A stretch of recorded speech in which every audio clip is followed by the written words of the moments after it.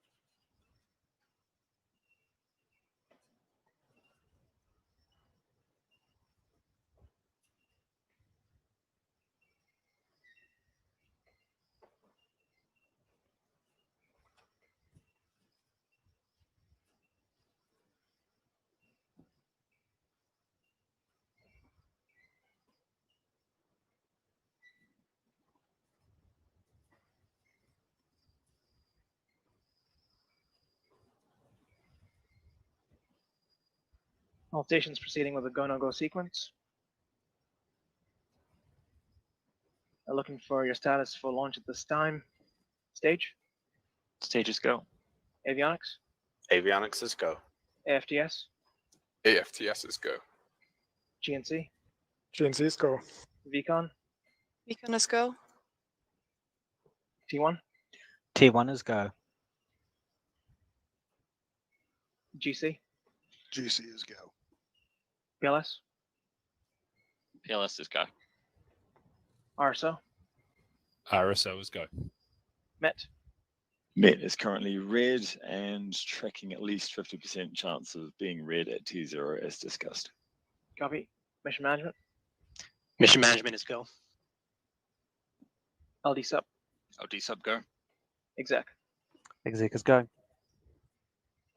Go-no-go sequence complete. We're at T-minus 11 minutes, 34 seconds and counting. We're go for terminal count pending wind conditions being favorable at T0. From this time on, the 3-word hold procedure is in effect.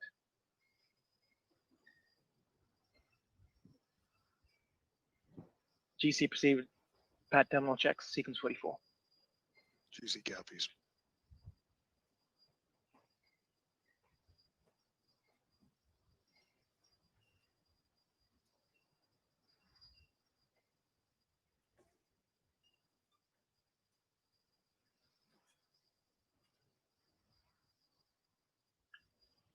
Avionics LD mission. Go ahead, LD.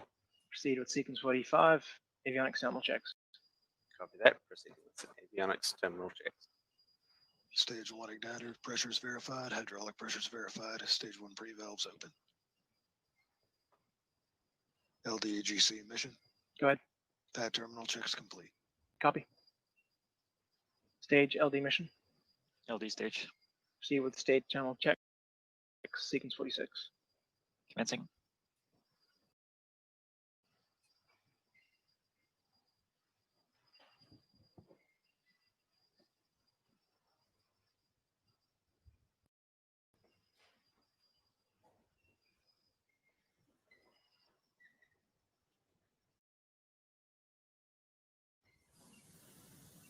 All right, so there we have it. That concludes the poll. The weather is still no go at T0 currently, but hopefully will subside in time for liftoff.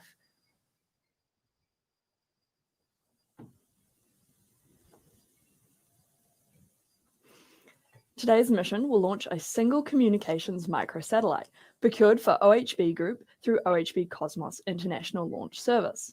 The launch is taking place just 6 months from contract signing, demonstrating the streamlined path to orbit that Electron offers our customers. By flying as a dedicated mission on Electron, OHB has control over launch timing, desired orbit, integration schedule, and a range of other mission parameters. After liftoff, Electron's second stage will deliver the kick stage and payload to an elliptical parking orbit. From there, Electron's kick stage will perform a series of burns with its reliable Curie engine to raise apogee and act as a space tug to deliver OHB payload to its precise orbit. Following payload deployment, the kick stage will perform a deorbit burn to lower its perigee. By dropping closer to the Earth, the kick stage will experience greater atmospheric drag, enabling it to re-enter and burn up faster to avoid becoming space junk. Now, we won't be showing a live view of payload deployment today, so the webcast will end shortly after the kick stage separates from Electron's second stage at around 9 minutes into the mission. We'll share the news of payload deployment on our social media channels, which is expected to occur at about an hour after liftoff, so keep an eye out there for further updates. Also, a reminder, today's launch is not a recovery mission. We learned a lot from our return to sender mission a few weeks ago that sets us on a strong path to make Electron a reusable launch vehicle. And so this year we will be launching even more recovery missions. The first will be very similar to the return to sender test and will include parachute deployment and splashdown in the ocean to allow our recovery team to validate the successes of our first test with a second set of recovery data. We're excited to be able to tell you more about those upcoming missions very soon. AFTS is green and enable for flight.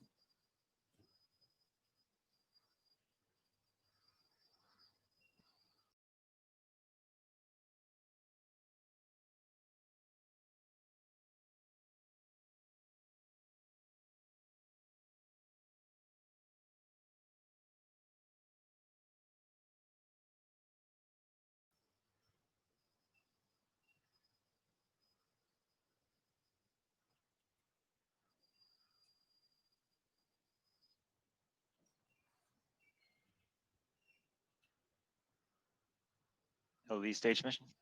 Go ahead. Stage terminal checks complete. Copy that.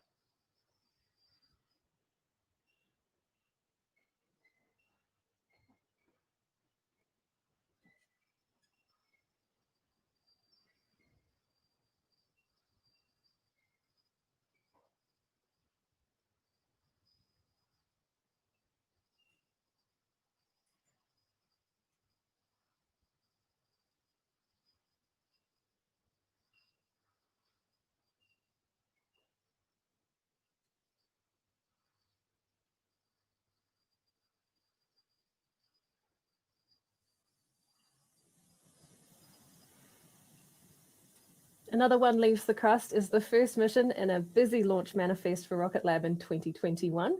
This year, we'll be launching multiple dedicated and rideshare small satellite missions for both government and commercial customers.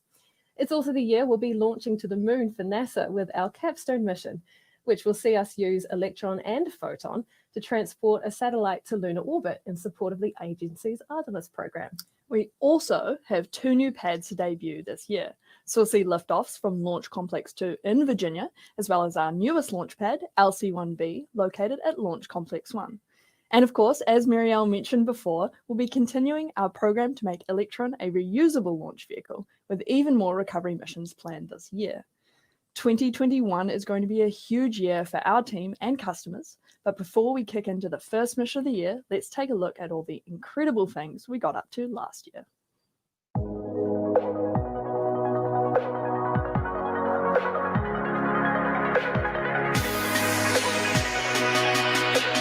Three, two, one.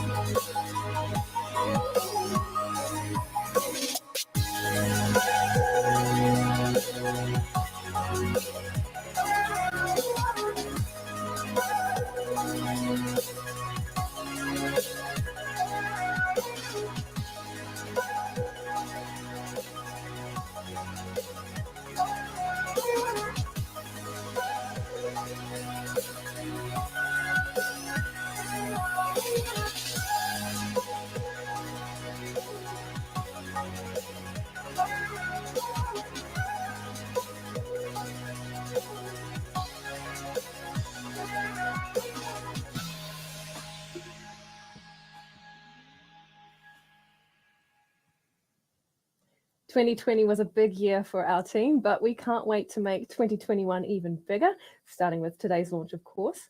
We're now at T-minus 1 minute and 52 seconds to liftoff, although we will continue to monitor those winds all the way up to T0. The internal flight computer will shortly take over the countdown to launch while our operators continue to monitor Electron systems.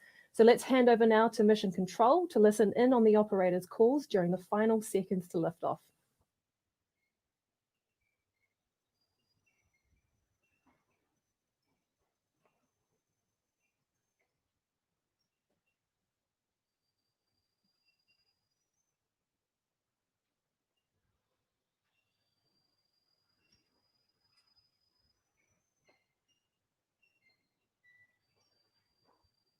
Anti-geysering is disabled.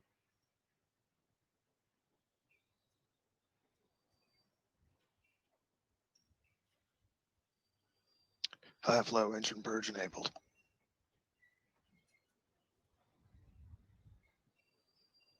Stage 1 and Stage 2 tanks are pressed for flight.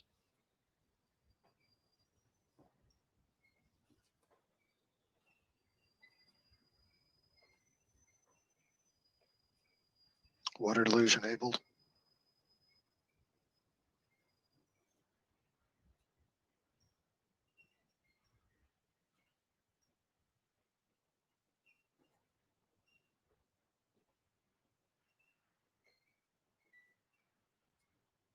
T-minus 20 seconds and counting.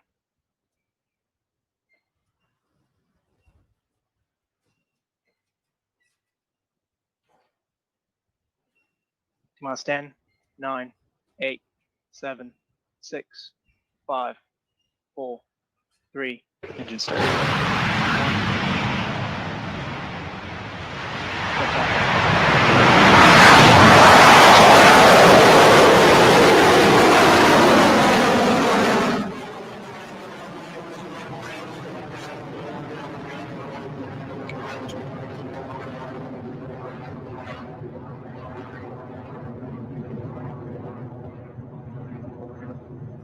Stage 1 propulsion is nominal.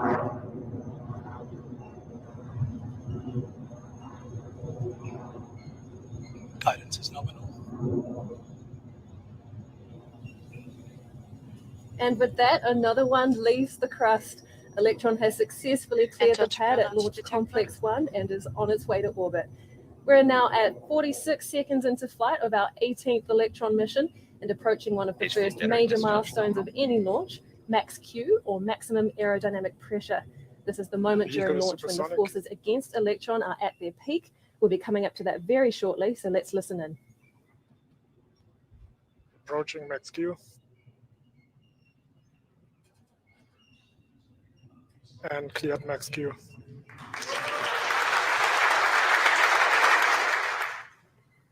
And we just heard the call there. Electron has cleared max Q. The stage 1 burn is performing nominally and Electron's trajectory is looking good.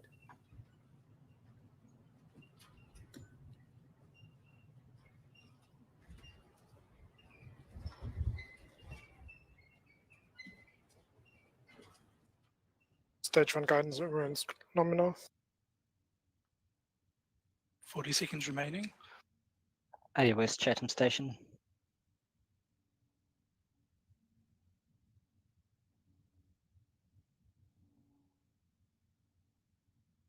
Stage 1 propulsion is holding nominal.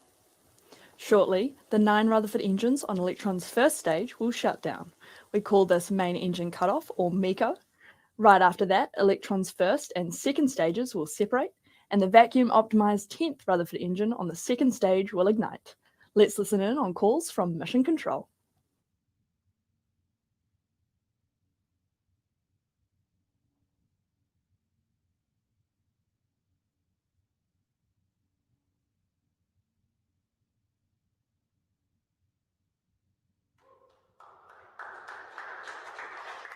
Stage separation confirmed. Stage 2 engine confirmed.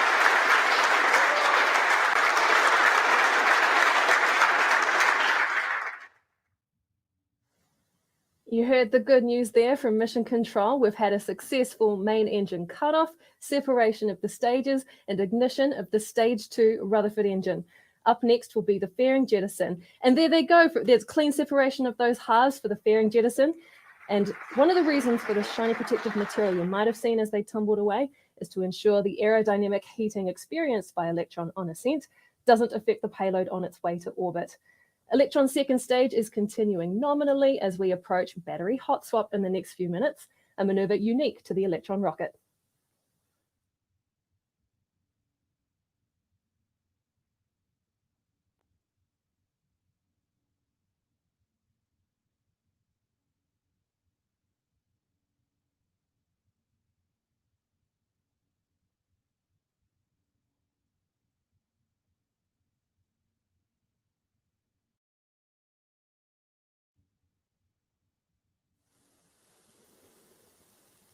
For those of you just joining us, we're just about 4 minutes into flight for our first mission of 2021, and Electron is continuing to carry the OHB satellite to its intended destination in a polar orbit. The operations team is tracking no issues, and the burn of the second stage engine is continuing nominally. At the top right-hand side of your screen, you can see the live telemetry data we're collecting on Electron's performance currently. Electron has made it cleanly through its early launch milestones and is now approaching one of its next critical operations, the battery hot swap on its second stage. We'll tell you a little bit more about what that involves close to the time it's scheduled to occur at T+6 minutes into the mission.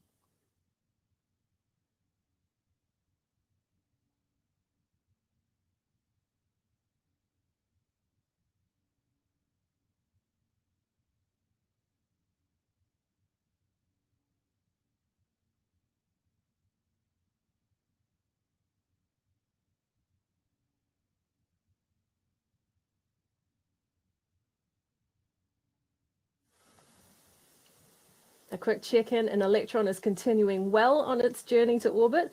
We're now at T+5 minutes into the mission, and all of Electron's systems are continuing as they should. The trajectory is still looking nominal for Electron's second stage. Beginning to throttle down. Stage 2 guidance is holding nominal, 200 seconds remaining. We're quickly coming up to battery hot swap on Electron's second stage. Our Rutherford engines are fed by electric pumps, which drain the power of the batteries during flight. Once the first set of batteries on stage 2 is depleted, we switch them out and get rid of the old ones we no longer require. The battery hot swap is scheduled to occur just over 6 minutes into the mission, and we're coming up on that very soon. Let's throw you back into Mission Control to listen in.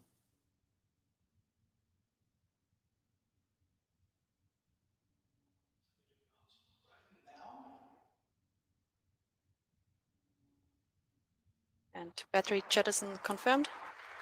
Hot swap successful.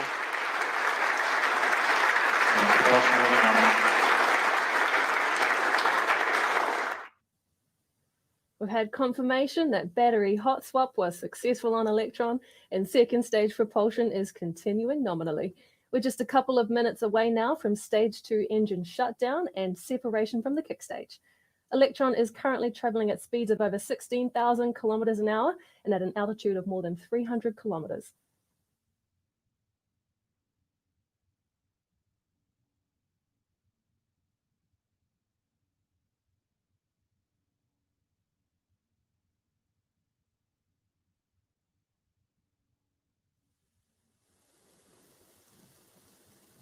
For those of you just joining us on our first mission for 2021, another one has indeed left the crust with a successful liftoff.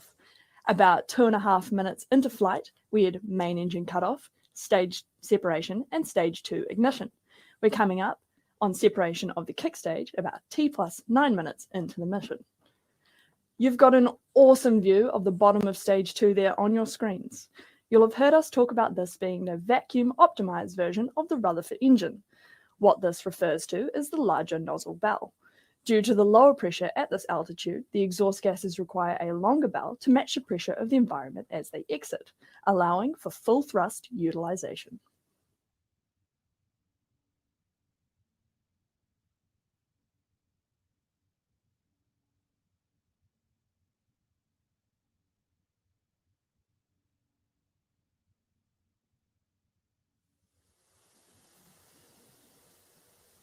Soon the Rutherford engine on the second stage will throttle down before shutting off completely to allow for clean separation of the stages. We call this SECO, or second engine cutoff, and this separation of the stages will place the kick stage in an elliptical orbit around Earth for a coasting period of around 40 minutes or so. After that, the kick stage's Curie engine will ignite to circularize its orbit around the planet before the payload is deployed. Guidance is in terminal, 25 seconds remaining.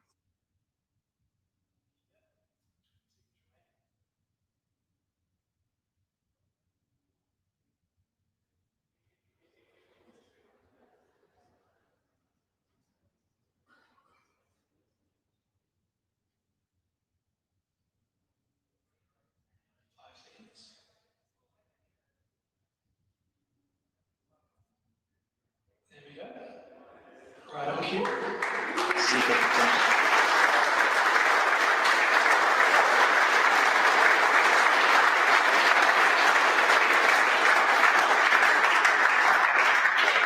Nominal transfer orbit achieved. And there's the call from Mission Control. The Rutherford engine on the second stage has successfully shut down as planned, and the kick stage has cleanly separated. The kick stage is now traveling around the Earth at a speed of 8 kilometers per second, and what we call a parking orbit.